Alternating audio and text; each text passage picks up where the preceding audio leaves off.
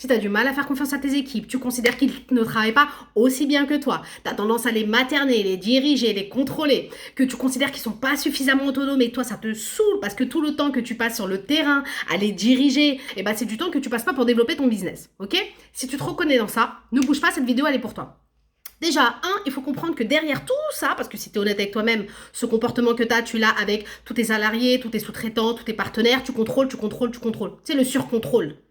Et bien derrière, tu as la fameuse blessure du contrôle. Tu as la blessure de la trahison. Tu as peur de te faire trahir et que ça en pâtisse sur ton business. Parce que toi, trahison égale souffrance incommensurable et du coup, impossible pour toi de te faire trahir, surtout pas quand il s'agit de ton business. Alors, là, je vais te donner des conseils pour dépasser ça. Déjà, la première chose, faut assumer très clairement et très honnêtement avec qui tu veux collaborer. Si tu dois recruter un nouveau salarié, un nouveau prestataire, sois très clair avec qui tu veux travailler. Ne baisse pas tes standards. Ne me raconte pas, ça n'existe pas sur le marché, blablabla. Parce que ça, c'est qu'une perception de ton mental. Parce que si je vais prendre quelqu'un de ta profession qui fait exactement la même chose que toi, lui, il va pas travailler avec les mêmes gens que toi. Parce que les perceptions ne sont pas les mêmes. Donc, sois très honnête avec qui tu veux travailler. C'est quel type de collaborateur dont tu veux t'entourer. C'est quoi tes vrais standards? Parce que ça existe sur le marché. C'est juste que tu ne les attires pas à toi parce que tu n'as pas ces croyances-là. Ça, c'est le premier conseil.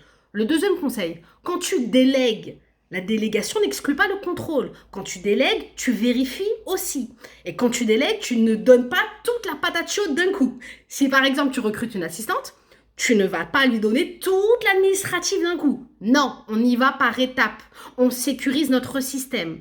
Tu vas commencer à lui donner des petites tâches, entre guillemets, des petites choses à faire. Et derrière, tu vas contrôler son travail. Tu vas lui dire, ça c'est ok, ça c'est pas ok. Ça va te permettre de savoir si elle a écouté tes conseils, si elle a compris ta façon de travailler, si elle est ok avec ta méthode, si tu t'entends bien avec elle, si le feeling passe. Ça va te permettre de pouvoir voir si plusieurs indicateurs sont au vert. Et c'est comme ça qu'on continue d'avancer. Et tu lui donnes de plus en plus de missions à faire, mais jamais tout d'un coup. Ok, je te précise parce que je sais très bien que quand tu as la tête sous l'eau, la seule chose dont tu as envie, c'est de te donner toute la patate chaude pour sortir la tête de l'eau, pour respirer, pour te sentir mieux. Ok, sauf que ça, c'est l'erreur stratégique. Parce que c'est là, si tu vérifies pas, c'est là où tu peux te faire avoir. Et puis le troisième point, c'est qu'à un moment donné, pour lâcher le contrôle et faire confiance à tes équipes, c'est te faire confiance à toi. C'est de savoir que dans l'absolu, même si tu te fais trahir, en fait, toi, tu as suffisamment confiance en toi pour savoir que tu sauras dépasser ça, tu sauras te relever, tu sauras comprendre la leçon, tu sauras rectifier les choses en mettant en place des nouvelles actions et tu sauras continuer d'avancer.